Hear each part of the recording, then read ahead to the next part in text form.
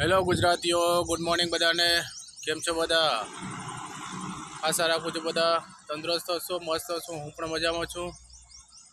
તો અત્યારે નીકળી ગયો છું જોબ માટે. અત્યારે આવી ગયો છું મારા ગામના બસ સ્ટેન્ડે. તો બસ સ્ટેન્ડથી સવારે 8:30 વાગે મારી બસ છે અને હું મુન્દ્રા જવા માટે રેડી થઈ ગયો છું. અને બસ સ્ટેન્ડની બગલમાં જ મારો ગામનો તળાવ છે. તો વરસાદ પછી તળાવનો નજારો પહેલી વખત જોઉં છું.